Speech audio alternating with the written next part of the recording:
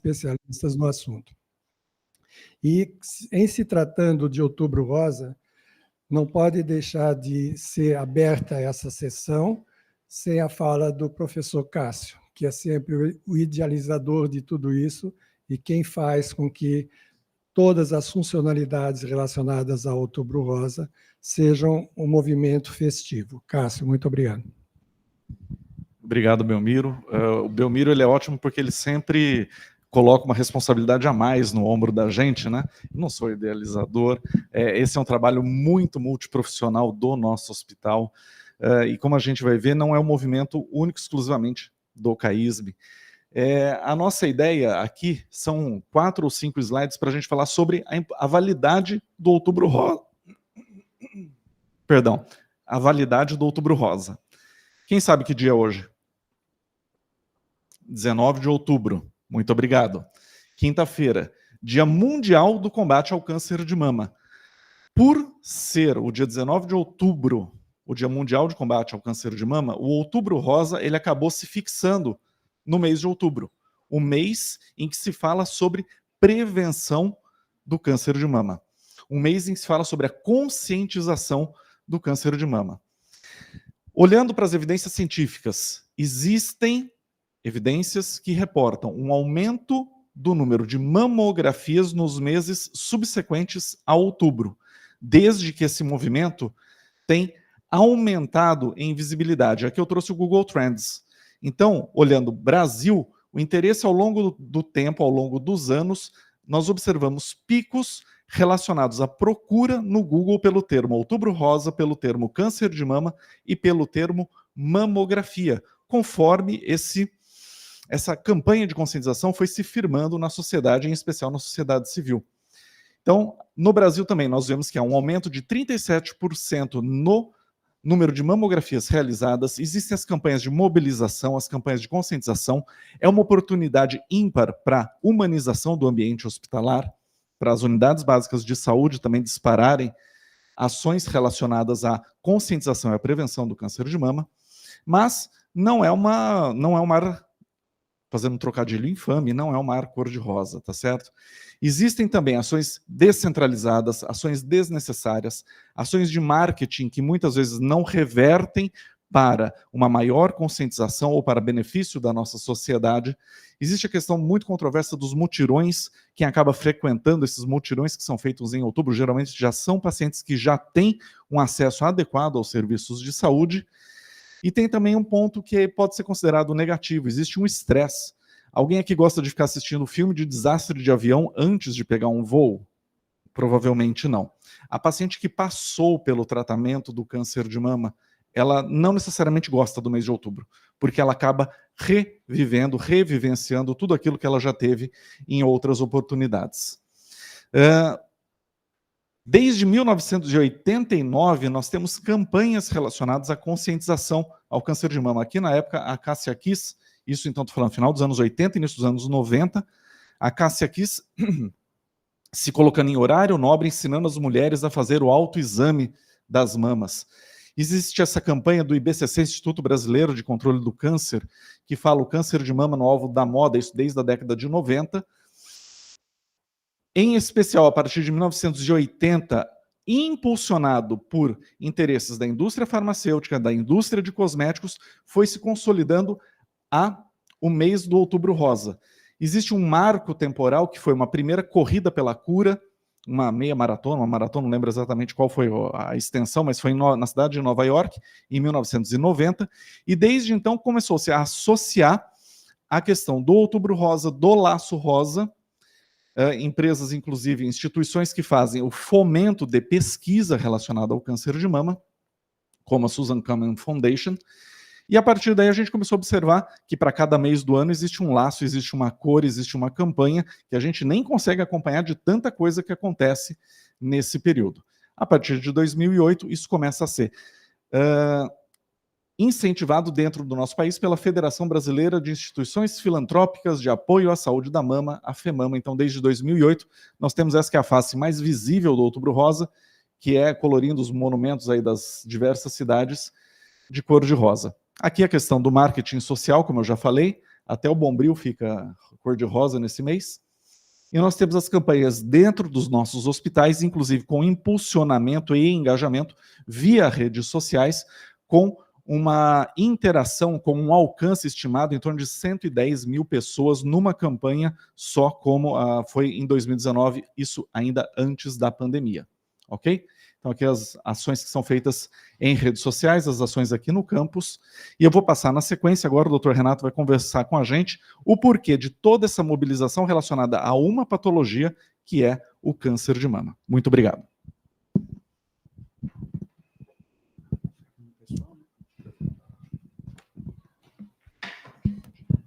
Obrigado, Cássio. Obrigado, Belmiro. Bom dia. Bom, gente, como que a gente combinou essa apresentação, né? Um olhar aí multidisciplinar sobre o câncer.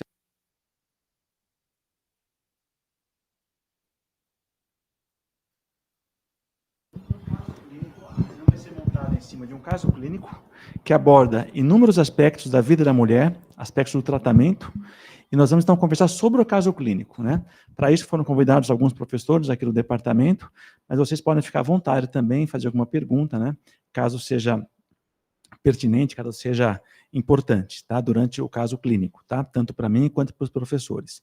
Então, de maneira bem breve, tá? Alguns dados que são importantes para a gente entender este caso clínico, tá? Câncer de mama no Brasil. Nós temos hoje que o câncer de mama é o tipo de neoplasia que mais acomete a população feminina, tá? 30% dos casos de câncer nas mulheres são cânceres de mama. Isso é um dado importante, tá? Outra questão importante para vocês guardarem, tá? No Brasil, nós temos aí uma prevalência de casos de câncer de mama em uma idade inferior àquela que nós acabamos vendo na população geral no mundo todo. Então, é mais frequente no Brasil o câncer de mama em mulheres jovens, tá? E esse é um dado bastante importante. Outra questão, a mortalidade. Ao mesmo tempo que temos observado uma diminuição de mortalidade em boa parte do mundo, que tem dados para isso, no Brasil ela ainda é crescente em todas as regiões, sem exceção, tá? E por que isso? Tem várias especulações sobre isso, mas algumas coisas são importantes. Esse dado mostra o seguinte, no estado de São Paulo, gente, tá? 38% dos casos, são dados recentes, aqui de 2022, de colegas nossos de Botucatu, que fizeram essa análise, são estádio 3 e estádio 4, ou seja, estados avançados. Nós estamos lidando com uma doença potencialmente curável e diagnosticando essa doença numa fase realmente avançada. Isso é bastante complicado. Isso é o estado de São Paulo. Sofia, o estado de São Paulo tem um PIB maior que a Bélgica, né? Onde... Exatamente. tá? Então, quer dizer, chama muita atenção. Estado de São Paulo. Outra questão, sabemos que o diagnóstico precoce ele é feito através da mamografia. Sabemos também que quando se faz um programa de mamografia, para nós termos um resultado realmente minimamente adequado, temos que ter uma cobertura de pelo menos 60%, 70% daquela população na faixa de rastreamento. No Brasil, é esse o dado, em torno de 20%, ou seja, é um programa de rastreamento muito aquém daquilo que é preconizado, tá? Essa é informação interessante também. O Ministério da Saúde preconiza a mamografia, que é o exame de eleição após os 50 anos de idade.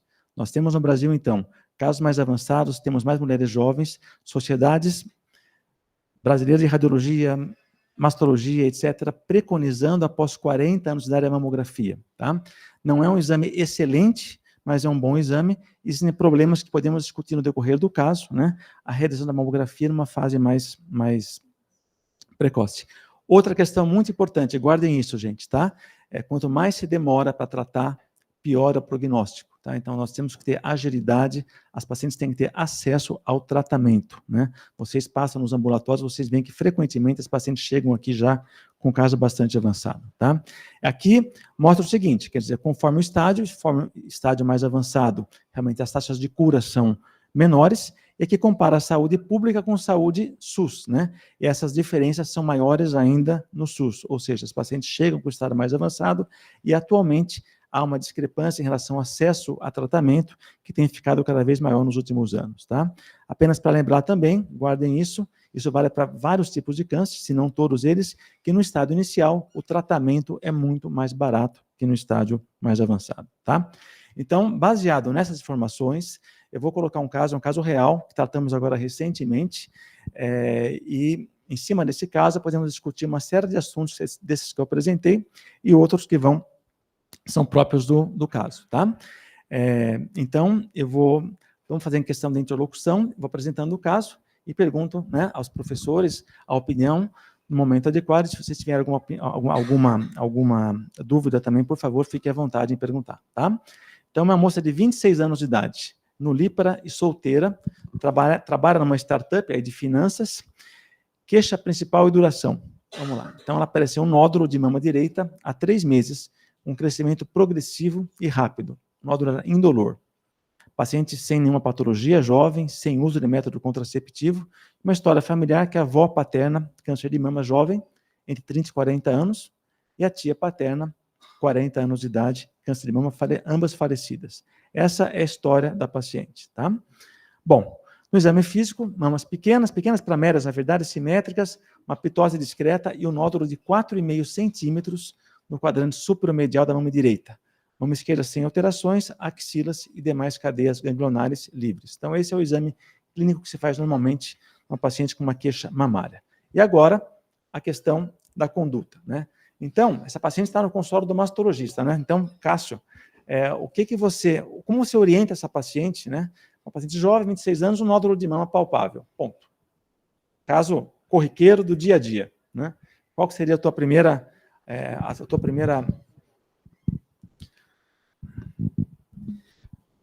Vou pedir para você voltar um slide só, por favor, Renato.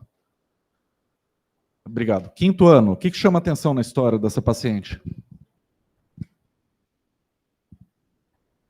Idade. Tem mais idade? Oi? Fala mais alto, por favor. Unigesta. 4º ano, o que chama atenção? Tem 4º ano aqui? Não, 3º, desculpa. 3º ano, o que chama atenção dos antecedentes? Histórico familiar, ok? Vários casos de câncer de mama numa idade mais precoce. Só para a gente trazer isso aqui. Não foi essa pergunta que o Renato me fez. Agora vamos para o exame físico. Temos uma jovem com um nódulo de mama de 45 milímetros. 6º ano, o que a gente pensa no primeiro momento? Uma jovem, 26 anos, com um nódulo de 4 centímetros. Primeiramente, você vai pensar em patologia maligna, Raíssa? Não. Você falou fibroadenoma. Grande para ser um fibroadenoma, concorda comigo? É um nódulo que precisa de avaliação. Tudo bem? Que exame que vocês pediriam, 6º ano, para complementar a propedêutica dessa paciente? Mamografia. Alguém ainda mais? Ultrassom. São os 2 exames que provavelmente a gente vai lançar a mão. Possivelmente, essa lesão de 45 milímetros, um nódulo de 4 centímetros, vai necessitar de avaliação histológica. Então, aqui, Renato, uma das primeiras questões que a gente precisa lembrar é que o exame ele visa nos orientar, mas a gente já tem uma ideia do que vai ser feito por essa paciente. Nós vamos precisar de uma avaliação histológica, nós vamos precisar, provavelmente, de uma biópsia, que pode ser feita durante o exame de ecografia, em que a gente está avaliando as características desse nódulo, dessa mama, mas também da mama contralateral. Lembrando do cenário que nós estamos falando de uma paciente jovem que tem antecedentes familiares relevantes. Mas aqui também é possível você fazer a biópsia independentemente do método de imagem nesse momento. Doutor Rodrigo, é possível fazer uma biópsia à mão livre dessa paciente? Sem necessidade de um ultrassom? Na verdade, eu sou a favor que você não faça nada que você possa fazer guiado sem ser guiado. Então, o que acontece? Se você tem uma biópsia, pode ser um cisto, pode ser uma gastrite, pode ser uma martoma, né? Então, eu acho que nem DIU você deve passar o DIU sem ser guiado. Pelo amor de Deus. Não é isso, a minha opinião. Né? Se você pode ver o DIU na cavidade abdominal, você não vai ver por quê. Né? Nós temos... Você não tinha ultrassom, porque agora você... Exato, gente, nós temos aqui uma questão que é a seguinte, eu vou colocar as questões no momento, mas seguinte, gente, sempre pensar no seguinte, tá? Se você sempre que você está atendendo uma paciente, você tem que ter noção exata de aonde você está, qual que é a tua realidade. Porque você solicitar um ultrassom para fazer uma biópsia numa rede pública, onde o sistema não é acessível, e demorar, às vezes, 6 meses, e se isso for um tumor, talvez tenha que mudar a estratégia, né? Mas, muitas vezes, se você não tem nenhum ultrassom, quem diria fazer uma biópsia, né? Então, Só uma pergunta, Renato, você fica tranquilo com esse exame físico? Eu fico muito preocupado com a descrição de nódulo de 4,5 centímetros. Para mim, o nódulo é aderido, não, ele é solto, não, ele tem consistência. É que vai definir se eu vou fazer uma incisão, se vou fazer uma mamografia. Eu não pensaria na mamografia de mulher de 16 anos com nódulo de mama, antes de saber se esse nódulo de mama é suspeito. Tá. Exatamente isso. Então, era um nódulo, esse nódulo é um nódulo endurecido, não era aderido, mas endurecido, e chamou atenção um crescimento muito rápido, tá, gente? Algumas coisas são importantes, né? Um cisto, que não é tão comum nessa idade, é mais comum numa idade posterior, ele costuma ser dolorido. No exame físico é fácil de diagnosticar o cisto, geralmente você resolve na própria consulta, né? Um nódulo sórdio, ele é mais endurecido, geralmente ele é bocelado, ele pode não ser aderido. Aqui chamou atenção, sim, e o crescimento. Normalmente, um fibroadenoma, ele não se apresenta com 4,5 centímetros, geralmente até uns 2, ok, né? 2, 3, tá? Mas chamou atenção o crescimento muito rápido nesse caso. Mas o que foi feito aqui, então, tá? Como conduta, foi feito um ultrassom. Belmiro.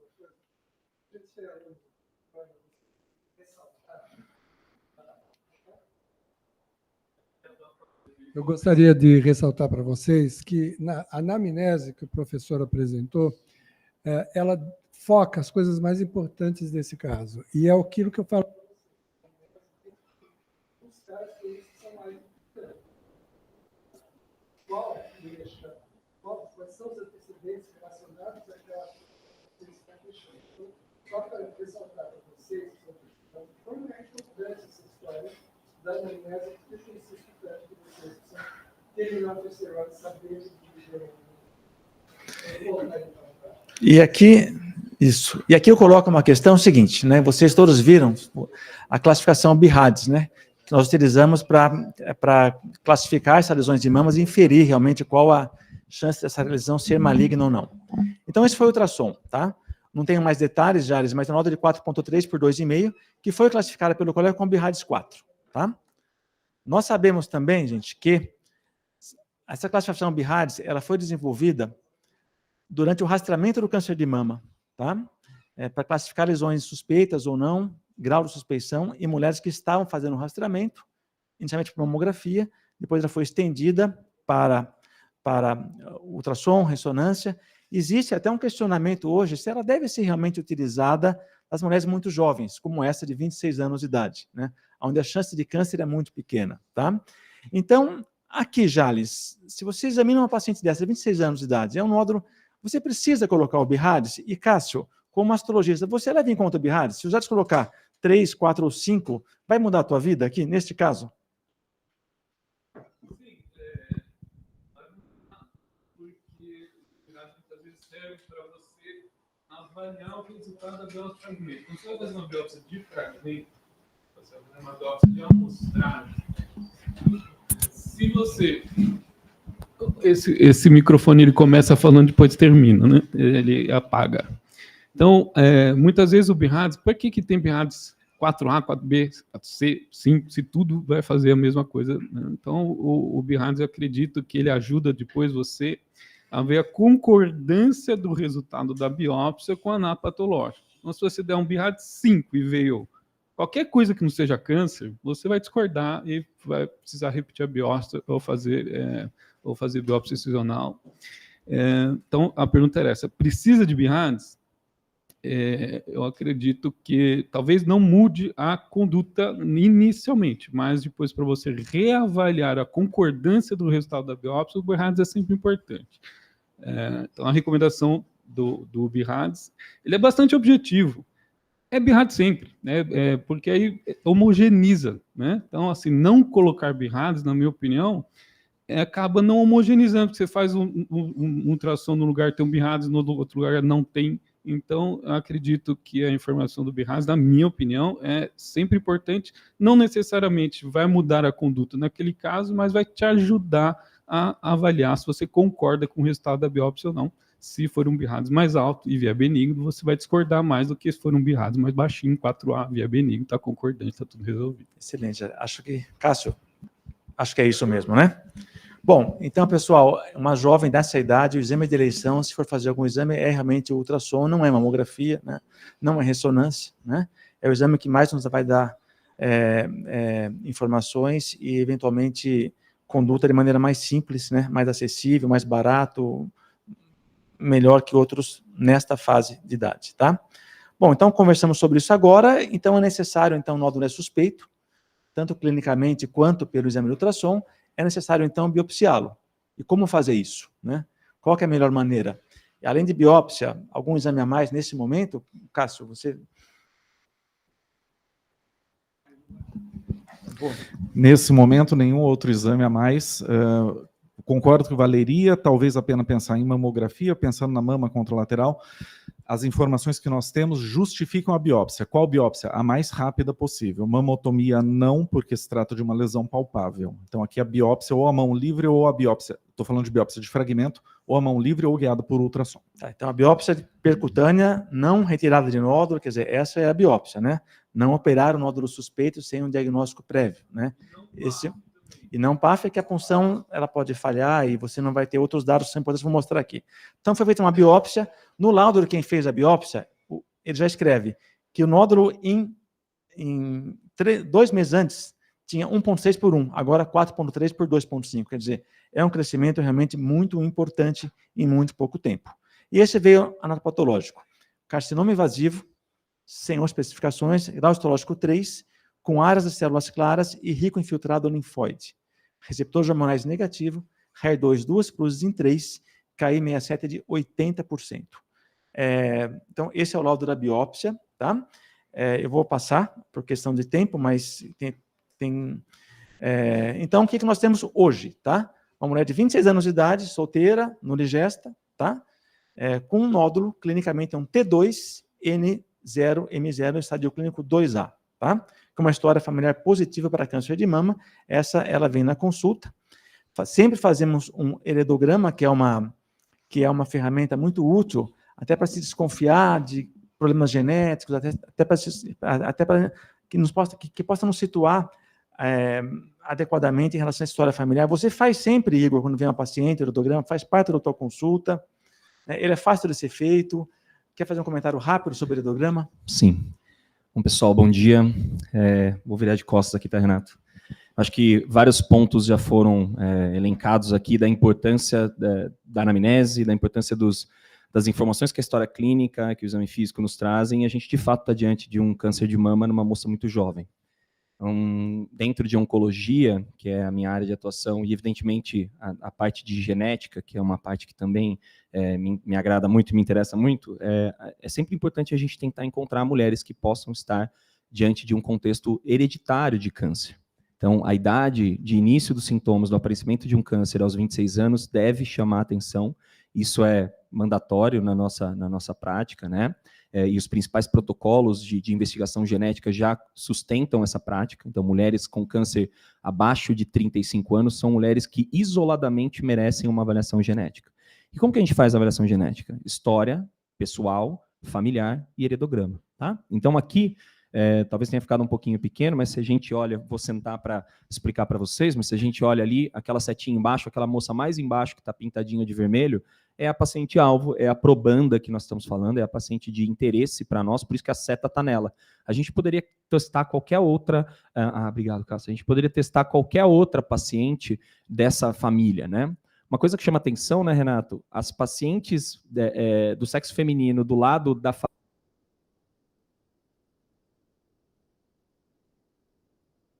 família, essa família paterna aqui, certo? E a gente tem um óbito precoce, também por câncer de mama, da avó paterna de uma tia materna, que é a história que o Renato nos trouxe, paterna, obrigado, Sofia, em idades também precoces, né? O Renato mostrou aqui estatísticas mostrando que o câncer, em geral, tende a aparecer em idades mais avançadas e tudo mais. A gente tem 2 eventos de câncer abaixo dos 50 anos com falecimentos relativamente precoces. E isso nos chama a atenção e corrobora a favor dessa informação para essa menina. Talvez alguma informação genética que está vindo da avó materna, da avó paterna, passou para a tia, que é a representante feminina dessa família, talvez alguma informação genética tenha chegado aqui nessa moça de 26 anos. Isso que o Igor colocou, gente, é fundamental, porque uma história familiar apenas ela fala o seguinte, olha, a minha tia teve câncer de mama. Tá, mas quantas pessoas tem essa família? Quantas mulheres tem nessa família? Tá? Então, quando se pergunta sobre história familiar, é fundamental esmiuçar um pouquinho isso. Vai ter só a mãe de mulher, o resto é todo mundo homem, os tios são todos homens, 10 homens, né? Desses 10 homens, 9 homens morreram na guerra, jovens, quer dizer, que história familiar você tem? Nenhuma, né?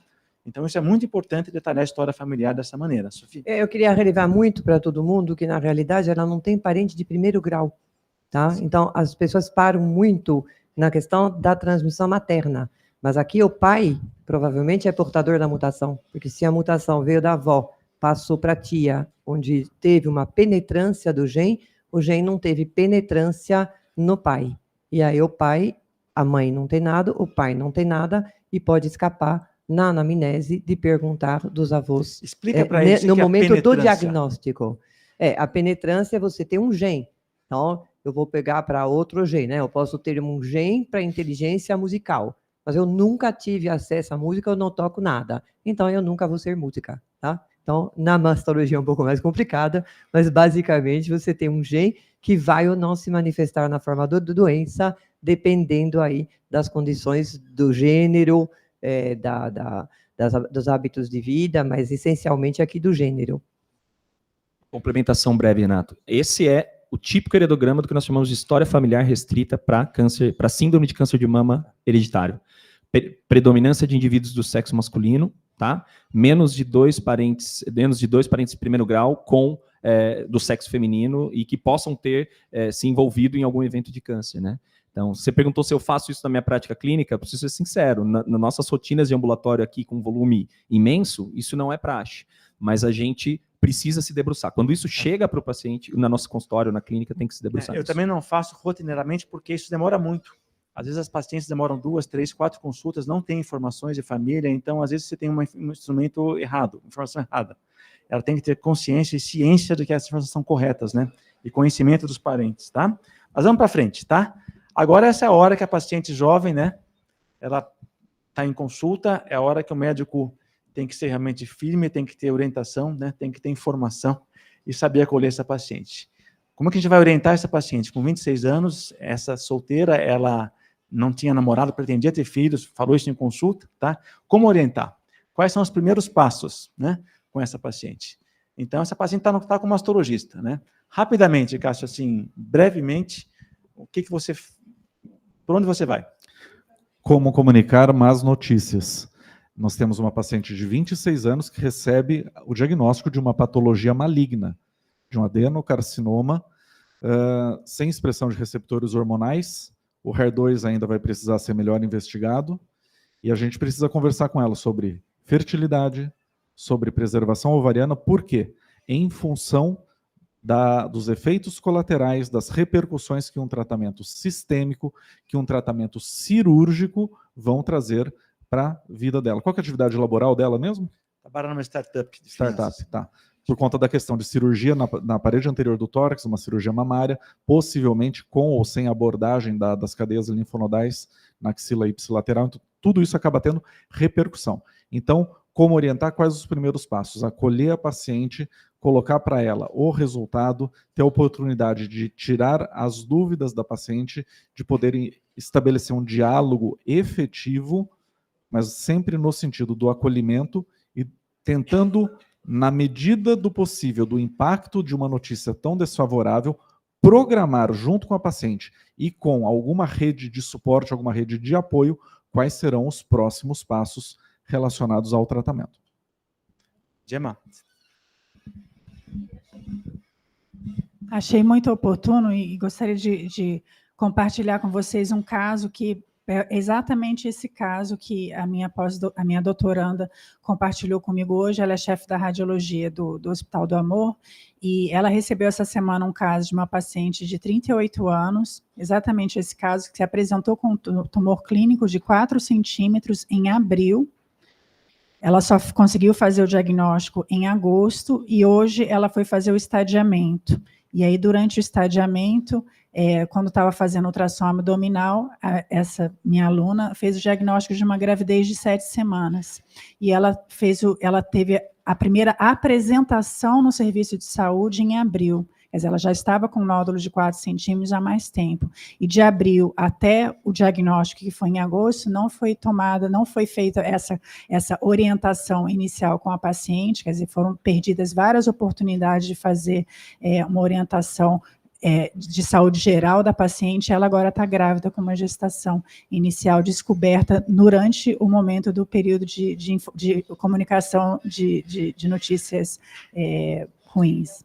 Isso é fundamental, quer dizer, me colocou, gente, tá? Essas pacientes, uma gravidez aqui é um fator que atrapalha em muito o tratamento, tá? Atrapalha em muito mesmo, tá? E então, quem está atendendo essa paciente tem que ter uma ideia de não fazer realmente um atendimento, tem que ter uma ideia do que pode acontecer, né?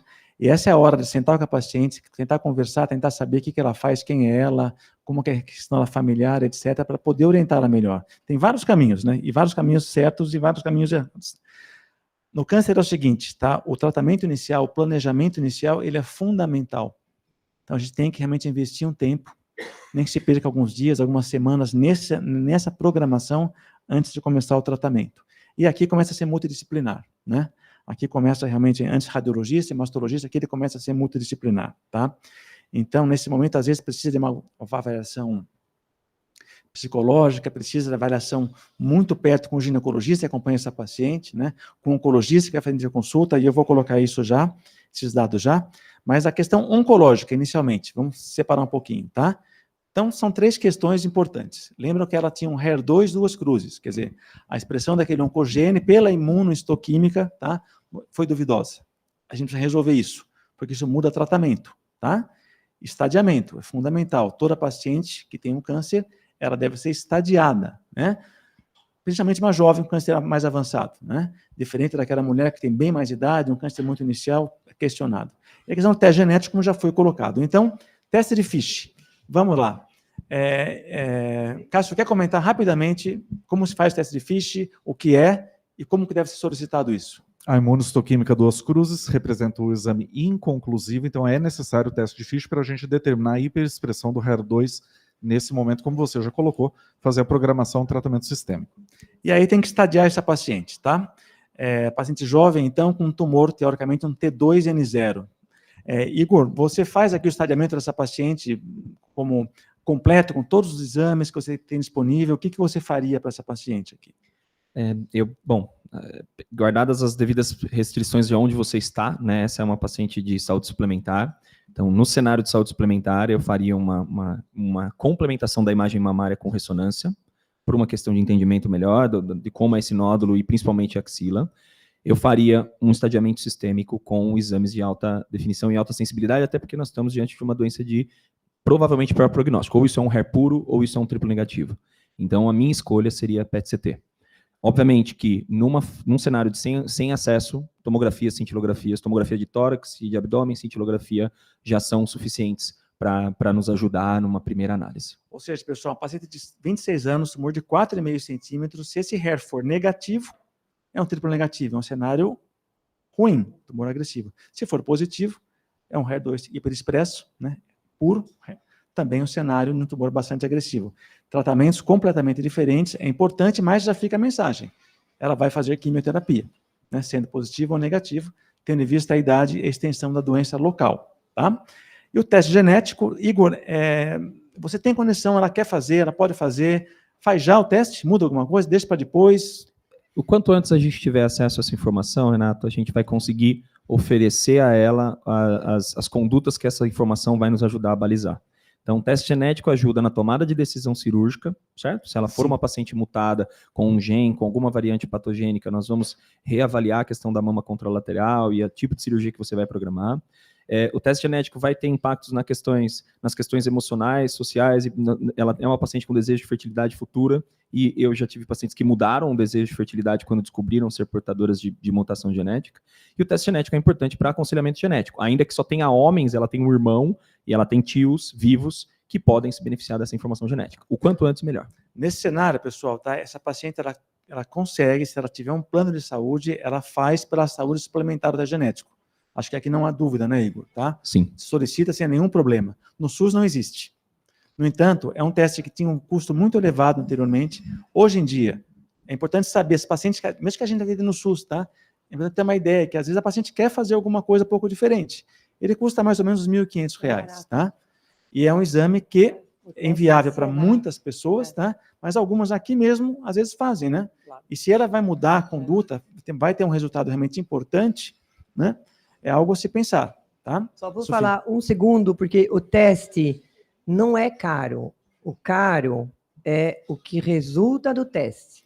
Então, a gente falou aqui de que a mulher pode mudar o seu desejo reprodutivo em função de ser mutada. Mas a gente não pode esquecer que, pela história dela, a mutação passou pelo pai. Então, o irmão dela pode mudar o desejo reprodutivo, porque ele vai carregar no seu espermatozoide a mesma mutação que tem na irmã. E aí ele vai ter a mesma questão reprodutiva de falar, eu posso ter uma filha mutada. Então, eu acho que esse é um pouquinho mais largo, nesse caso, pela passagem no caso masculina. Nesse caso, ela pode mudar algumas condutas aqui, mas normalmente, quando faz o aconselhamento genético, o custo do teste é muito maior. Você tem que testar outras pessoas, você vai ter que fazer rastreamento de outras pessoas, e assim por diante. Isso vira uma... Então, mas na mulher com doença, neste caso, né, é algo que... Bom, vamos lá. Então, o FISH veio não amplificado, então triplo negativo, com KI de 80%, que é um tumor realmente bastante agressivo. Esse foi o estadiamento que foi feito, cintilografia óssea, tomo de tórax e abdômen, ressonância de mamografia, que é o que a gente faz muito aqui no CAISM também, tá? SUS. Esses exames a gente faz num caso como esse, tá? Uma dúvida aqui, Igor, ressonância de crânio no triplo negativo e PET-CT. Se você tem dinheiro, ou se isso não custa nada, PET-CT, vale a pena? Substitui o restante ou não? Não substitui, acho que acrescenta a informação. Se eu tenho a possibilidade de fazer direto PET-CT nesses tumores mais agressivos, é a minha preferência. E daí eu economizo, né? A gente tem que ter bom senso na questão de economia, ainda que o custo de uma cintilografia e tomografia de tórax e abdômen não seja equivalente ao valor do PET-CT, mas quando você tem o acesso, eu acho que o PET faz sentido para esses tumores. Ressonância de crânio para triplo negativo, eu não vejo como obrigatório, a não ser que a gente estivesse diante de um tumor T4, um tumor com grande acometimento linfonodal ou com algum sintoma. No tumor HER2, eu faço. Ô, Jales, vai fazer mamografia, vai fazer ressonância, Jales. E faz mamografia também, não precisa mais? Não, a mamografia, com 26 anos, vai ter uma sensibilidade muito baixa. Né? Talvez nem esse nódulo de 4 centímetros aparecer. Você acha que não vê de 4,5 centímetros? Pode não ver. Né? Eu já vi. Não viu? Né? Eu só vou perguntar de novo para o Igor. Volta o slide anterior. Se ele fizer o PET-CT, ele pede também cintilografia óssea, tomo de tórax, tomo abdominal? Não. Né? Isso que tem que ou um ou outro. Exato. Duas situações, doutora. Vamos dizer que a gente não teve acesso ao PET-CT inicialmente e fizemos a cintilografia, a tomografia de tórax e existe algum achado suspeito. O PET é o exame de escolha para complementar os achados suspeitos dos exames convencionais, digamos assim, de menor sensibilidade. Se eu tenho acesso ao PET, eu não vou fazer a cintilografia, a tomografia. Tá? Eu acho que daí não faz sentido. Pessoal, e o PET, até para vocês saberem, mesmo na saúde suplementar, plano de saúde, você dificilmente conseguiria fazer um PET-CT nessa situação de um tumor, avaliação inicial de uma paciente, tá? Cairia nisso que o Igor falou, uma avaliação de possível metástase, uma dúvida, etc. Né? É muito difícil conseguir um PET-CT em plano de saúde também nessa situação. Renato, fazer só um adendo breve, né? Essa fase, pessoal, é muito importante.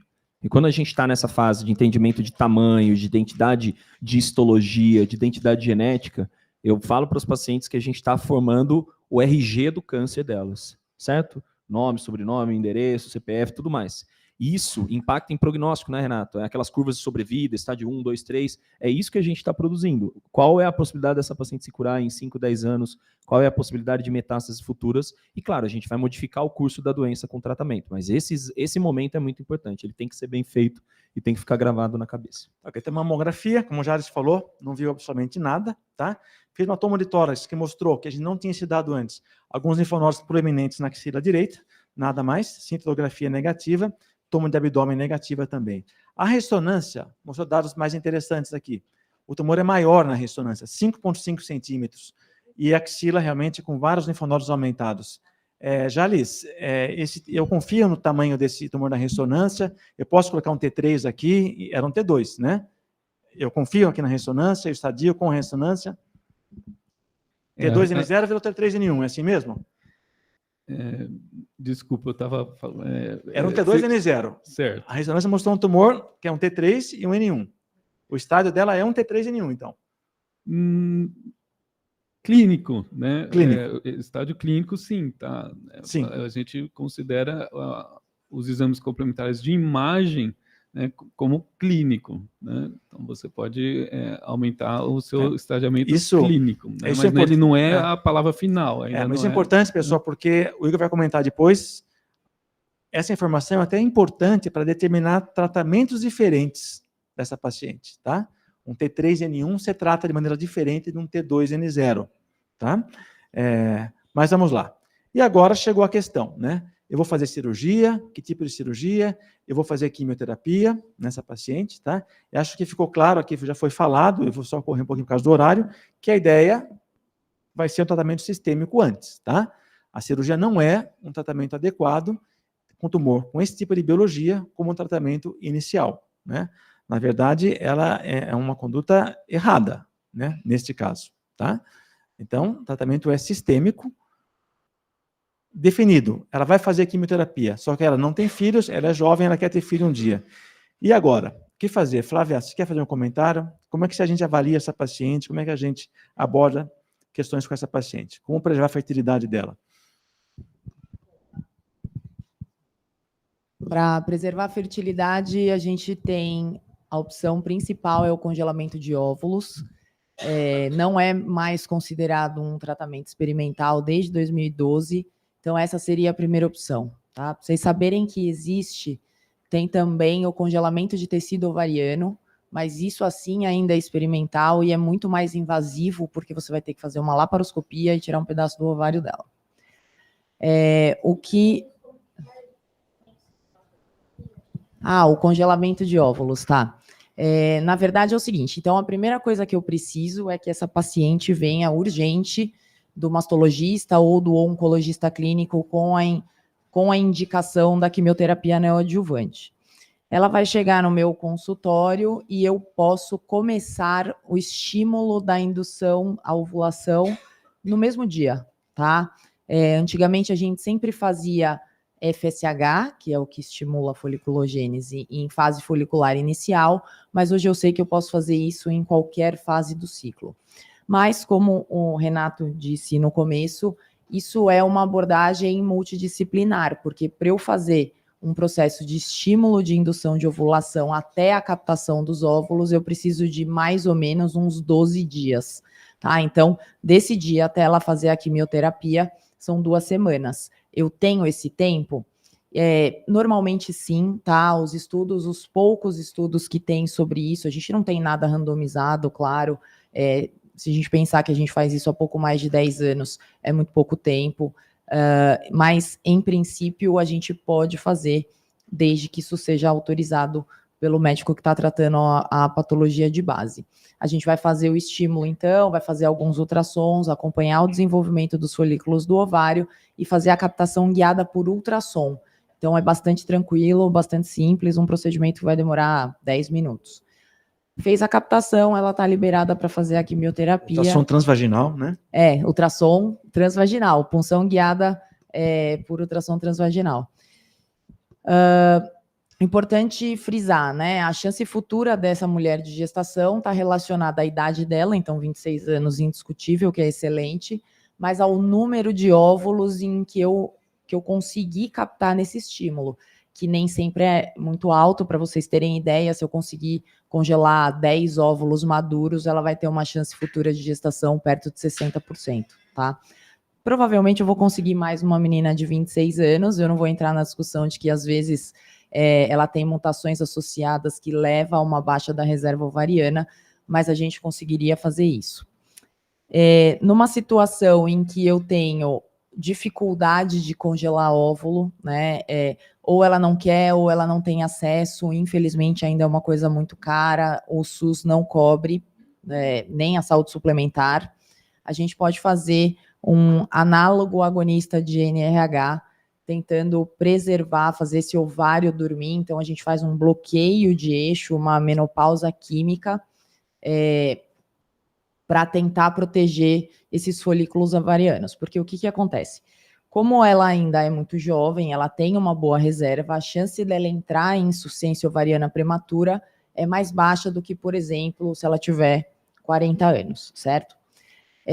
Se a gente for traçar um paralelo com crianças, meninas pré-púberes que fazem quimioterapia, mais difícil que elas tenham uma insuficiência ovariana prematura, porque ela tem muitos folículos primordiais ainda adormecidos, né? E seria essa a ideia. Mas a gente ainda não tem bons resultados com isso, tá? Essa é a primeira coisa. A segunda coisa é que a gente não lembra que os folículos, os óvulos, eles estão em desenvolvimento meiótico, né? Isso é muito importante. O que a gente não sabe, ainda não é comprovado, mas essa quimioterapia, mesmo que ela não entre em insuficiência ovariana prematura, se isso pode causar uma lesão permanente da divisão meiótica e lá na frente ela ter maior chance de aborto ou não conseguir engravidar porque o óvulo não faz a meiose correta, tá?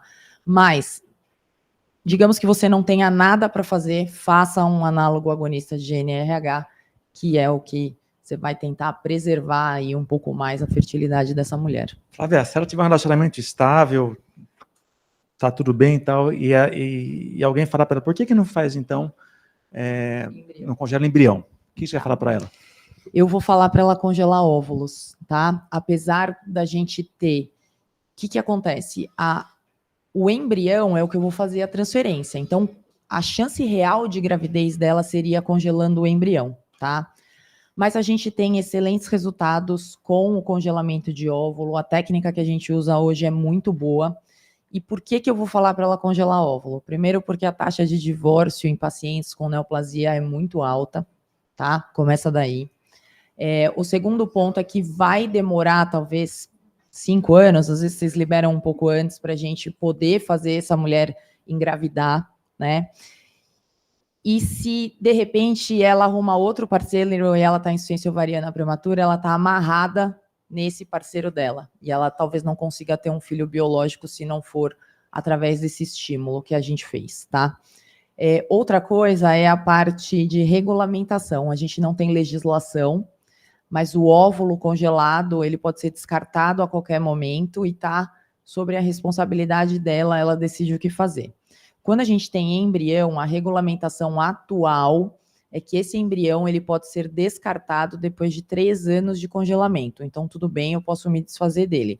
O problema é que ela está amarrada com esse parceiro e sempre tem que ser autorizado pelos dois. Então, eu honestamente sugiro isso, ou em algumas pessoas que querem ainda fazer o congelamento de embrião, se a gente tem um número maior de óvulos, por exemplo, eu vou muito bem num estímulo e eu faço 20 óvulos, aí eu vou sugerir que ela fertilize 10 e congele lá 2, 3 embriões e congele os outros 10. Mas alguma coisa só para ela eu sempre vou sugerir. Sofia. Sobre tudo isso, só vou perguntar agora como sua paciente, né? Eu estou lá na sua frente e eu falo assim, doutora, quanto custa? Aí eu faço a segunda pergunta, vai atrasar minha químio. Aí eu faço a terceira pergunta, esses óvulos são mutados? Porque o doutor me pediu um teste de mutação. A gente ainda não chegou nisso, não. Mas ela sim, ela já tem o pedido do exame. Não, eu queria aproveitar, então, perguntar também, assim, do ponto de vista ético, a gente sabe que as coisas com a reprodução humana têm várias restrições. Alguma restrição em relação a congelar óvulo de uma paciente mutada? Segunda pergunta, é possível depois identificar se os óvulos têm mutação? Bom, a primeira pergunta do custo, realmente isso é muito inacessível para boa parte da população. Para a gente falar sobre o congelamento de óvulos, a gente está falando aí de mais ou menos uns R$20.000, tá? Existem alguns serviços que dão incentivo, então, para vocês terem ideia, desses R$20.000 do tratamento do congelamento de óvulos, a gente teria uns 7 ou 8 só de medicação. Existem algumas indústrias que até dão um incentivo, algumas clínicas que fazem esse tratamento mais barato, parte de remuneração médica também é um pouco mais acessível, mas mesmo assim é bastante caro. Se a gente for congelar a parte de embrião, aí vai mais 10 mil, então é bastante caro. Em relação a atrasar a quimioterapia, foi o que eu falei da gente entrar num acordo. Então, eu e o Igor, a gente teria que entrar num acordo. Se ele disser para mim que pode esperar 15 dias, a gente vai fazer. Por exemplo, em situações de que a paciente não vai fazer quimionel, ela vai fazer a masté primeiro, a cirurgia e a quimioterapia, que vai demorar 1 mês para fazer. Nessas situações, eu tenho um cenário bem melhor, porque em 1 mês eu consigo fazer 2 estímulos ovarianos. Não vou entrar nessa questão, porque é extremamente complexo, mas a gente consegue fazer 2 coletas de óvulos. Seria um cenário melhor, mas aí é mais dinheiro e etc. Então, a gente precisa entrar num acordo. Por exemplo, uma situação que não tem acordo é quando eu tenho uma paciente com câncer hematológico, que ela vai começar a quimioterapia amanhã. Eu não tenho o que fazer. Ou você faz congelamento de tecido, ou você não faz nada. Outra pergunta da mutação. Bom, conversei isso com o Renato hoje antes da reunião. A gente, na maioria das vezes, a gente conhece a pesquisa do BRCA 1 e 2, mas existem vários genes, né? Hoje é um painel mais extenso da pesquisa. E eu não consigo fazer a pesquisa no óvulo. Isso não tem como fazer, tá? Eu posso fazer o congelamento de óvulos de mulheres mutadas, isso não tem nenhuma dificuldade, nenhum entrave, mas eu consigo fazer a pesquisa gênica no embrião. Então, digamos que ela tem esse parceiro, a gente faça uma fertilização in vitro e eu forme um embrião, eu posso pesquisar, além de saber se esse embrião é euploide, né? Então, se ele tem os 23 pares de cromossomos, se ele tem essa doença monogênica. Essa eu faço uma sonda de DNA e pesquiso a mutação dessa família nesses embriões, tá? Depois eu vou ele já quer. Eu falei que a gente podia ficar aqui até amanhã falando disso. E aí você vai pesquisar no embrião, tá? O que a regulamentação... A gente não tem legislação. O que a regulamentação do Conselho Federal de Medicina permite? Que caso eu tenha um embrião mutado, esse embrião pode ser descartado. Cada um tem a sua opinião, não vou entrar nessa discussão, mas pode, tá? Bom, vamos... Uma pergunta. Deixa eu aproveitar. Existem, né, algumas mutações que são, por exemplo, como o BRCA 1 e 2, que são mutações que vão variar conforme a sua penetrância ao longo da vida. Mas existem algumas mutações de risco de tumores infantos juvenis. Se a gente pensar em síndrome de Li-Fraumeni, por exemplo, né, TP53, risco de tumores cerebrais em crianças, sarcomas e tudo mais, né? E ela tem esse espectro, esse risco, né? A gente vai ver que, vou dar o spoiler, não é um Li-Fraumeni, mas em se tratando de Li-Fraumeni, dentro da sua prática, você tem visto, ou teve relatos, ou isso é mais fácil de você entender que aquele embrião pode ser descartado, em se tratando de ser um portador da síndrome? É que daí você entra numa discussão de opinião pessoal, tal. Eu não digo nem só no Li-Fraumeni, mas outras doenças que a gente pesquisa, tipo distrofia muscular, fibrose cística, etc. A pessoa mutada e que está passando, por exemplo, por um câncer aos 26 anos, ela pode falar, eu não quero que meu filho passe por esse sofrimento.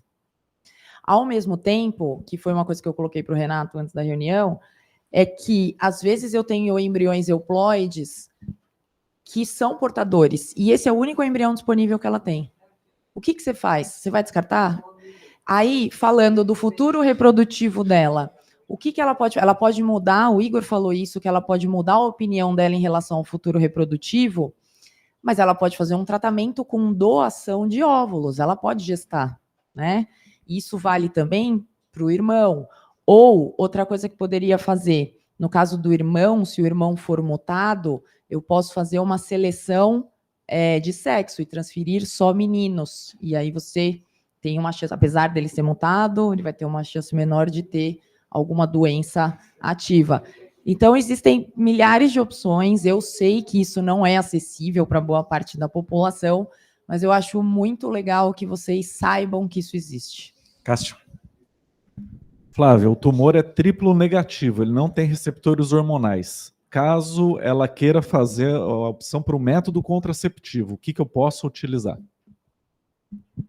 Por enquanto, alguém quer falar? Acho que dá até para o 3º ano falar. Só tem uma opção. Tem várias.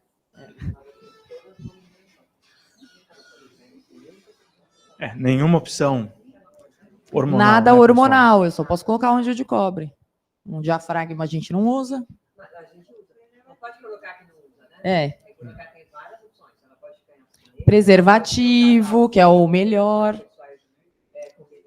Sim. Assim, não, tô pensando só nessa paciente que ela tá tendo, ela tem, né, um parceiro e etc, a gente usaria o DIU de cobre. Uma outra coisa muito importante, na indução da ovulação, eu esqueci de falar isso, a gente usa a gonadotrofina e a gente usa sempre um inibidor da aromatase junto, apesar de que a gente sabe, à luz do que a gente conhece hoje, o pico, né, de estrogênio que ela vai fazer durante o estímulo não prejudica o tumor, por enquanto, é o que a gente sabe, mas a gente sempre usa um inibidor da aromatase junto para evitar o pico do estradiol. Então, vocês percebem, gente, que são discussões muito, muito sérias, né, e muito profundas com a paciente. E o profissional que lida com isso tem que ter muita experiência, tem que saber o que é tratar ou acompanhar uma criança portadora de mutação, o estresse que isso leva. Eu me lembro uma vez que eu pedi para uma paciente, estimulei ela a fazer TP53, Lifralmene, e ela fez para o filho. Ela sumiu. Voltou depois uns 2 anos e falou assim, doutor, o câncer não foi nada. O problema é lidar com os meus 2 filhos que são mutados. Quer dizer, então tem que ter muito cuidado. É por isso que o acompanhamento multidisciplinar é fundamental nesses casos, tá, gente? Bom, vamos lá. Então, aqui, essa foto não é da paciente, é apenas uma ilustração, para vocês saberem, foi feita uma clipagem. Então, ela foi no radiologista, que através de uma agulha de core biopsy, colocou um clipezinho dentro do tumor, tá? Isso é feito por quê? Na quimioterapia neoadjuvante, esse tumor deve diminuir. Em caso triplo negativo, assim, a tendência de diminuição é muito grande, pode desaparecer em 60%, 70% dos casos, eventualmente, tá? E depois temos a localização, né? Em que área operar, se for fazer uma cirurgia conservadora, isso também ajuda o patologista a avaliar a peça depois. Então, a clipagem sempre deve ser feita, sempre em pacientes fazendo tratamento neoadjuvante, tá? Bom, aí ela fez, isso foi a escolha, tá? Quimioterapia, vou pedir para o Igor comentar rapidamente, fez um esquema chamado AC mais T, quer dizer, e utilizou, ela tinha plano de saúde, essa paciente pôde utilizar esse medicamento que está disponível há pouco tempo no mercado, chamado pembrolizumab, que é imunoterapia, diferente do SUS. Aqui começa a abrir um pouquinho as diferenças de tratamento, tá? Igor, acho que a quimioterapia, comenta rapidamente com eles, mas explica o que é imunoterapia, como é que ela funciona, né? E qual que é a vantagem desse medicamento. O análogo já foi falado, tá, gente, que ela está usando para bloquear o ovário. Bom, pessoal, essa paciente, por ter uma doença localizada na mama e na axila, que foi o que a ressonância nos contou, a gente poderia operá-la ela de imediato, certo? Operar essa paciente, tirar o câncer dela e em um dia essa paciente estaria livre da doença ali, como a gente consegue enxergar. A gente sabe que o câncer, em estágios mais avançados, nódulos maiores, axila comprometida, existe um risco dessa doença circular. A gente está falando de micrometástases, células que circulam e que muitas vezes produzem as situações que a gente vê aqui das pacientes internadas, as pacientes em ambulatório com metástases. Ela não tem metástase manifesta nos exames de imagem, mas ela tem um risco de desenvolver metástases hoje e ao longo do resto da vida. Então a quimioterapia entra com esse contexto. Agredir células tumorais circulantes, micrometástases circulantes, ok? Se a gente já sabe que ela vai fazer depois da quimio, da cirurgia, hoje o racional é fazer antes, por isso que a gente chama de terapia sistêmica neoadjuvante. E daí a gente combina tratamentos que fazem combates às células em diversos steps da célula, em diversos passos, diversos momentos da vida celular tumoral. A químio tem vários fatores relacionados à químio AC, a químio vermelha, que deixa a mulher careca, a químio T é a químio branca, a gente vai ter que perder horas aqui para falar sobre isso. Mas o grande interesse dessa paciente é que hoje, para câncer triplo negativo, a imunoterapia que é usada para vários tumores chegou para o triplo negativo, chegou para o câncer de mama com um impacto muito interessante. Ele aumenta a chance das mulheres que estão fazendo esse tratamento antes da cirurgia de ter uma resposta completa na hora de cirurgia. E a gente sabe que as mulheres que se comportam dessa maneira, elas evoluem melhor. A doença volta menos, elas morrem menos e elas vão ter menos incômodo com câncer a longo prazo. A imunoterapia nada mais é do que um tratamento endovenoso que faz com que a imunidade dessa paciente reconheça a célula tumoral como algo estranho, ok? Nós temos os chamados checkpoints imunogênicos, em que o nosso sistema linfocitário consegue reconhecer antígenos estranhos na nossa corrente sanguínea. E daí eles vão lá, fazem a checagem, é como se você chegasse lá e apresentasse o passaporte da célula. Você tem autorização para estar aqui? Tenho. E daí a imunidade não agride isso. E o câncer mimetiza essa autorização, ele se mascara, ele dá um passaporte falso e a imunidade não agride a célula tumoral. Quando nós temos a aplicação de uma medicação chamada pembrolizumab, que é um dos imunoterápicos disponíveis no mercado, é como se a gente conseguisse identificar que aquele passaporte é falso e que aquela célula está disfarçada da nossa imunidade. E isso ajuda no tratamento oncológico. Ok? Tá. Bom, então, foi esse o tratamento. Essa paciente costuma ser bem tolerado, né, Igor? Tá? Sim. Costuma ser bem tolerado. E aí, existe uma série de questões, tá? Já vou até pedir para a doutora Lúcia conversar, mas eu vou pular um pouquinho aqui, que acontece nesse tratamento. Quer dizer, alopecia, questão de imunidade, atividade física, ela pode fazer, não pode, nutrição, tem cuidados, não tem cuidados, né? E as consequências já imediatas do bloqueio ovariano, né? Sophie, atividade física, né? A Sophie tem estudado isso, que é muito importante. A atividade física é fundamental, Ela tem que fazer. Ela é sedentária. Por quê? Porque a quimioterapia com a doxorubicina, ela é cardiotóxica. E se a pessoa faz exercício físico e não precisa ser necessariamente um aeróbio muito puxado, mas se ela faz exercício físico combinado, às vezes até isométrico ou aeróbio, ela diminui o risco de uma cardiotoxicidade. A segunda coisa, quando você faz quimioterapia, você tende a ficar mais parado e você tem uma nutrição que é menos adequada, então você perde massa muscular. Você chega ao final da quimioterapia com uma massa muscular muito reduzida, o que faz com que a sua imunidade também diminua. Então, realmente, tem que trabalhar nisso, e o que eu vejo, até foi muito bom você levantar isso agora, porque eu vejo com amigos, menos com pacientes do que com amigos, que muitas vezes essas orientações não são muito valorizadas. A pessoa tem muito efeito colateral, como diarreia, como náusea e vômito, como diminuição da carga proteica alimentar, como diminuição da atividade física, e isso passa meio desapercebido, e um encaminhamento para um nutrólogo, um encaminhamento para um personal, uma academia, poderiam ajudar muito no intervalo entre as químios, na redução dos efeitos colaterais e na sobrevida a longo prazo. Vocês veem que começa a ser cada vez mais multidisciplinar, né? E dá para ter uma ideia do quanto é mais fácil tratar uma paciente como essa aqui dentro do que fora, né? No consultório médico, a gente fica realmente meio que perdido, né? São muitos profissionais envolvidos, você é o piloto, elas estão tudo focado em você, é muito difícil isso, né? Tem que ser um tratamento, tem que ser uma instituição que trata câncer de maneira direcionada, né? Isso é muito mais fácil e muito melhor para a paciente, tá? E aí, nesse meio tempo, que demora, chegou o painel genético dela, tá? Então, o painel genético mostrou que ela tem a mutação realmente do gene BRCA1.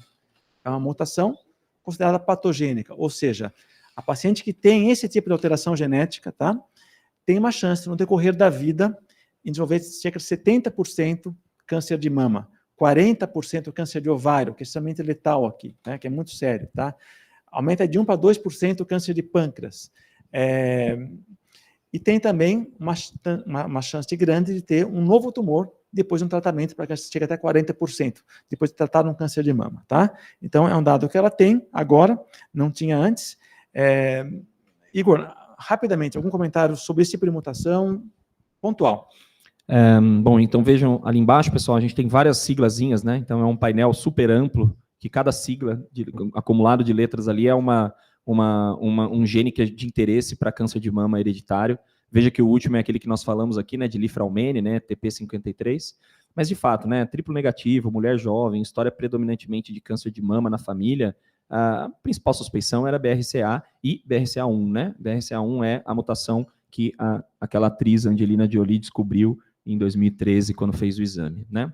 E essa é uma variante bem clássica, né? Uma das variantes mais comuns de câncer de mama hereditário, é uma das mais prevalentes dentro do cenário, e veja que ela recebe ali a nota 5, que é o que nós chamamos de patogênico, ou seja, na avaliação da alteração do DNA que essa moça tem, né, que é tudo aquelas letras ali, aquela consequência ali, tudo aquele letra e número, isso mostra uma dificuldade, uma alteração na leitura do DNA, aquilo que a gente estuda na faculdade lá de transcrição, tradução genética de DNA, é exatamente isso, síntese proteica e síntese de RNA. Então, essa paciente tem uma leitura do DNA que faz uma produção de uma proteína truncada, uma proteína ineficaz, que está relacionado ao reparo de DNA, que é uma das funções do BRCA1. E como o Renato bem disse, com implicâncias patogênicas ao longo, implicâncias clínicas, né? Ela tem o genótipo e nós estamos tratando o fenótipo, a manifestação clínica de uma mutação patogênica. Esses painéis, pessoal, eles podem analisar N genes diferentes, tá? Mas existem aí, pelo menos, os mais importantes, BRCA1, BRCA2, TP53, tá? Esses a gente tem mais dados de literatura que a gente pode influenciar realmente em relação a medidas cirúrgicas, etc., para os pacientes. Os outros também são importantes, não tanto quanto estes, tá? Mas depende muito de contexto familiar. Pelo menos aí uns 16, 18 genes destes, parece até 100 genes, tá? Seriam, sim, fundamentais para que sejam realmente avaliados em qualquer painel, tá? A grande parte dos exames é assim hoje em dia, são painéis multigênicos, tá?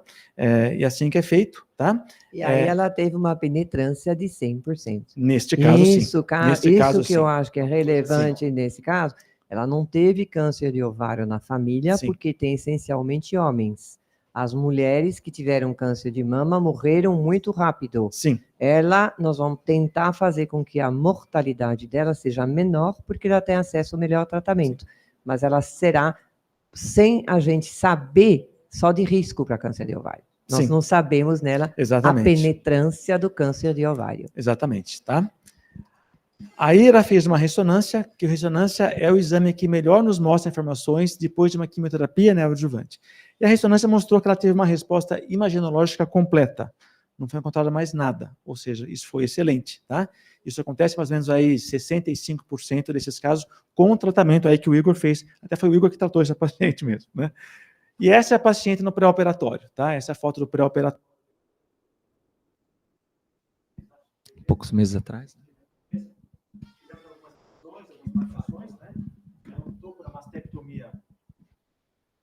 Bilateral, tá? Pela questão do regrediu completamente, mas ela é mutada, chance grande de um novo tumor de mama, optou pela mastectomia bilateral, não é uma regra, mas é uma opção de grande parte das pacientes, eu acho que é mais coerente nessa situação mesmo.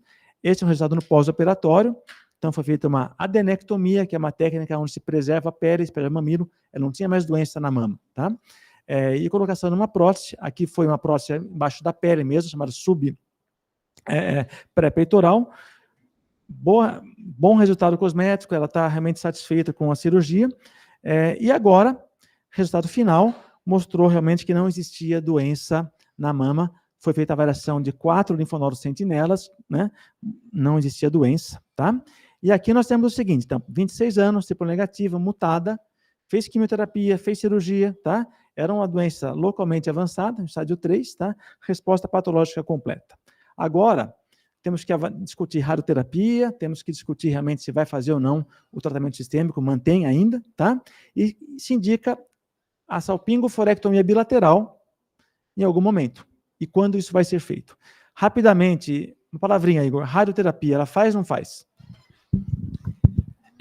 Idealmente sim, mas essa paciente optou por não fazer, tá? Foi uma opção dela, a gente tem critérios clássicos, né, axila positiva, T3, ela teoricamente deveria fazer, mas a gente trouxe ela para discussão, eu, radioterapeuta, e a equipe cirúrgica, e ela entende, e daí um adendo, né? As mulheres que têm resposta patológica completa têm um excelente prognóstico, né? Excelente prognóstico, e essa doença, ela não vai matar por uma recidiva local. Essa doença mata por metástase à distância. Então veja que o componente que nós conseguimos avaliar ao vivo, né? A gente chama em vivo dessa paciente, foi muito sensível ao tratamento. Então, você tem alguma célula circulante, e essa paciente, com certeza, colheu benefícios do tratamento feito. Nós vamos manter só a imunoterapia para ela, a fim de completar aí mais 9 sessões, aproximadamente 1 ano de imunoterapia. Ela pode trabalhar, pode viver a vida dela, o cabelo volta a crescer. A radioterapia talvez teria um impacto estético bem preocupante para essa paciente. A gente viu o desfecho cirúrgico, o mérito dos cirurgiões ficou muito bom, e ela, entendendo que isso tivesse um impacto estético, ela optou por não fazer.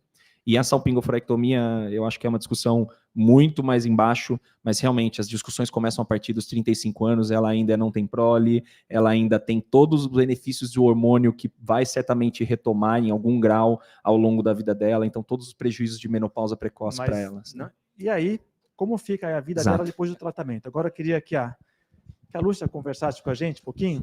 Lúcia, 26 anos de idade, eu tenho que preparar com osteoporose com essa paciente? Quando? Como fazer? Eu tenho que fazer densitometria nessa paciente? Como é que eu vou tratar desses sintomas? Tá? Ela vai ficar sintomática, evidente, né? Sim. Bom, agora eu acho que ela vai ter diversos sintomas e risco de diversas doenças ao longo da vida, porque é uma paciente muito jovem. Então, a primeira coisa, ela está numa menopausa precoce, provavelmente já estava depois de uma quimioterapia. Se decidirem por salpingoforectomia, isso vai continuar, então, né, a vida toda. Então, entrou na menopausa aos 26 anos. De imediato, o que ela vai ter? Muitos sintomas, né? Sintomas que a gente já sabe que são sintomas de menopausa. Sintomas físicos, ondas de calor, sudorese, alteração do sono. Sintomas psicológicos. Depressivo, irritabilidade.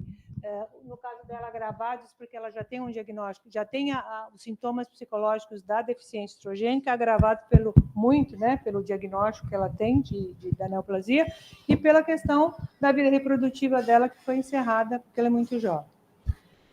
Problemas ósseos, repercussão. Bom, ela vai ter problemas, então, físicos, psicológicos, vaginais, ressecamento, dispareunia, a vida sexual vai complicar bastante, né? Problemas ósseos, porque quem não tem estrogênio começa a perder osso, e ela vai começar a perder osso muito cedo. Ela vai começar a perder, na verdade, antes de ter alcançado o pico de massa óssea, né? Até os 25, 30, nós vamos ganhando osso, depois a gente fica estável, e aí na menopausa começa a perder. Ela já vai começar a perder antes até de ter alcançado o máximo que ela poderia. Então, ela é de altíssimo risco para a osteoporose. Como? Então, o exame padrão para a gente poder diagnosticar quanto ela perdeu de osso, ela tem osteopenia ou osteoporose, é a densitometria óssea. A gente pode fazer normalmente está indicada para todo mundo depois dos 65, ou pacientes na menopausa quando tem fator de risco. Bom, ela tem 26, como é que eu faço agora com 26 anos? Mais ou menos o mesmo raciocínio, lá não era mamografia, mudamos para ultrassom. A densitometria pode ser feita também numa paciente jovem, só que a gente tem outros parâmetros de comparação, né? A gente vai ter que compará-la como são outras pessoas que também têm 26 anos. Como é que ela está nesse momento? Ela já alcançou o pico de massa óssea ou não? Então, os parâmetros para dar um diagnóstico de perda óssea são diferentes daqueles parâmetros que a gente usa para mulheres na menopausa. Mas é possível fazer uma densitometria agora, saber como ela está, até para saber depois, ao longo da vida, se isso está melhorando, está piorando, como é que está esse osso, né, ao longo da vida. Então, a parte óssea, a gente vai fazer, sim, também uma densitometria. Mas ela está com GNRH, ela parou, ela não foi ainda para salpingoterapia. Ela sem GNRH, ela está só com quimioterapia. Mas ela fez a quimio e entrou falência ovariana depois da quimioterapia, que a gente não sabe, depende do quimioterapia. Pode ser que volte, pode ser que não. Tá. Então, vamos pensar que agora ela está em falência ovariana prematura, né, precoce, que é abaixo dos 40, muito antes disso, e que ela já está com uma série de problemas e a gente precisa pensar no tratamento. Ela pode receber terapia hormonal, lembrando assim que o estrogênio é um medicamento único que a gente atua em todos esses sintomas, né? Totalmente diferente, na onda de calor, no sono, na parte vaginal, no osso. A gente não tem um outro substituto que faça tudo isso como faz o estrogênio. E ela pode receber o estrogênio? Lembra que ela é triplo negativo, né? O tumor dela não tem receptor de estrógeno, de progesterona. E aí, pode ou não pode? Lembrando assim, a princípio, todo câncer de mama, o paciente tem câncer de mama. Câncer de mama é uma neoplasia estrogênio dependente e a gente não pode fazer terapia de reposição hormonal. Ah, mas ela é receptor de estrógeno negativo, então ela pode? Continua sendo um câncer de mama, continua podendo, se eu der terapia hormonal, a gente sabe que, de alguma forma, os tratamentos hormonais estão envolvidos na recorrência desses tumores. Tem ação também carcinogênica na mama, mesmo ela sendo negativa. Então, ela não pode receber terapia de reposição hormonal. A gente vai ter que tratar de outras formas, né? Então, o sistema é que ela não pode. O calorão, darará, a gente vai ter que pensar em terapias não hormonais. E aí você perguntou dos sintomas vaginais. Então, isso é uma coisa que agora a gente está mudando um pouco, né, Renato? Antes a gente não dava nem estrogênio vaginal, e ainda é isso que prevalece. Teoricamente, ela não pode receber nenhum estrogênio. Mesmo o estrogênio por via vaginal tem uma absorção mínima, os níveis sistêmicos são muito pequenos, fica mais ou menos em torno de 3, no máximo 10 picogramas por ml de estradiol, que é muito baixo. Uma mulher no MENAC, ela tem 400, 500, então é um nível que, teoricamente, não teria problema, tá? Mas existe a preocupação que possa alterar a recorrência. Hoje a gente tem uma diversidade de estudos nesse sentido, mas tem estudos bem recentes mostrando, não temos ensaio clínico, mas estudos mostrando que mulheres que tiveram câncer de mama, que eram receptor positivo ou receptor negativo e que receberam estrogênio só por via vaginal, não tiveram um aumento no risco de recorrência do câncer de mama. Então, a princípio, a gente, lógico, não vai fazer isso sem conversar com os oncologistas, mas a nossa proposta para uma paciente de 26, cheia de alterações vaginais e sintomas, é que a gente vá conversar com eles sobre o que eles pensam sobre isso. Não é a primeira opção terapêutica, né? A primeira é hidratantes vaginais. Se não estiver resolvendo, a gente vai conversar sobre o estrogênio vaginal hoje. Fitoterápico também, teoricamente, não pode. A princípio, o fitoterápico, ele funciona como se fosse um fitoestrogênio, e se é estrogênio, a gente não tem segurança para recomendar, porque também pode ter um risco aumentado. Embora não tenha essas comprovações, mas o raciocínio seria que também não pode. E agora, para terminar, né? Sem ficar em cima do muro, hein? Rápido. Cássio e Igor, vocês dois. Suponha que passaram esses 2 anos, tá? E ela falou, doutor, eu quero engravidar, eu posso? Pode. Igor. Pode. A gente não tem esse poder. Se ela tiver livre de doença, eu acho que ela pode ter a vida normal. Estava falando aqui, vou confessar, tá? Estava falando aqui que eu tenho outros pacientes nesse contexto, mesmo mutação de BRCA, já com mastebe lateral, obviamente que não uma reposição hormonal franca, mas com uma sintomatologia vaginal complicada, libido lá embaixo, que não voltou a menstruar, até o tópico. Acho que é importante saber que nesse cenário, pessoal, esses tumores, o tumor HER2 puro, o tumor triplo negativo, quando ocorre uma recorrência, ela costuma ser mais precoce, né? Então, de maneira empírica, a gente recomenda que eles esperem uns 2, 3 anos, que geralmente é nesse período onde ocorre a maior parte das recorrências, né? É diferente dos tumores luminais, que pode ser lá na frente, né? Então, teoricamente, não tem estudo randomizado, mas aí, se é Renato, desejo dela... essa paciente está 2 anos livre de doença, e vamos supor que ela não entrou em falência ovariana, tá? Que a químio não faliu os ovários, e ela começa com sangramento uterino anormal.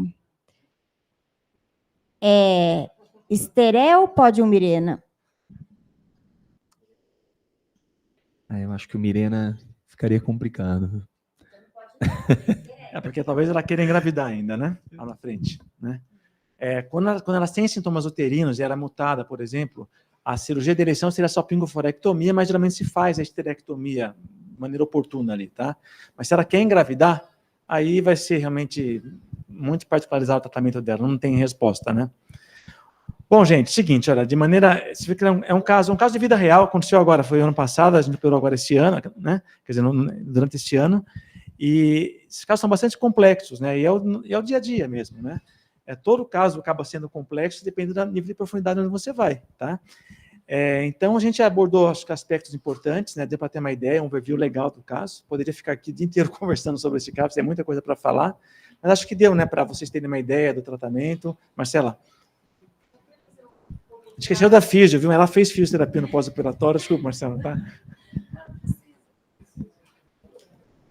Não, acho só legal a gente lembrar nessa sua pergunta, né, quais os maiores problemas e como preveni-los, que a gente tem falado cada vez mais da pré-habilitação. Então, só para a gente reforçar que desde o início do diagnóstico, essa necessidade de fazer, por exemplo, uma musculação, pensando nessa prevenção que a doutora Lúcia falou, da osteopenia, osteoporose, vários outros sintomas, até de fadiga, como a Sofia colocou.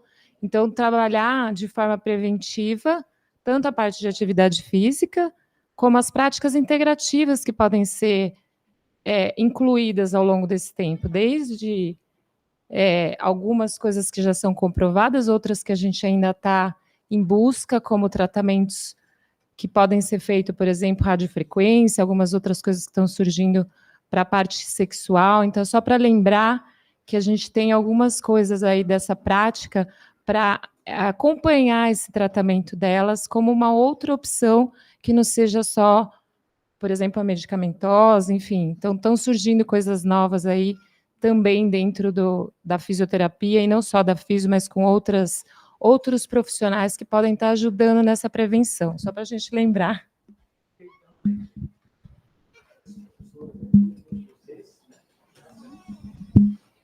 Obrigada, Renato. Olha, foi um prazer. Desculpa ter atrasado um pouquinho, a gente estava na reunião do conselho. Acho que foi muito bom, né? Um caso bem ilustrativo e com a participação aí de todo mundo. Queria agradecer a Flávia, a Lúcia, a Igor, a você, Renato, ao Cássio. Também a professora Sofia, que ajudou bastante, né? Professor Jales, olha, quase esqueci, Jales. Foi porque você falou que precisa de ultrassom para pôr o DIU.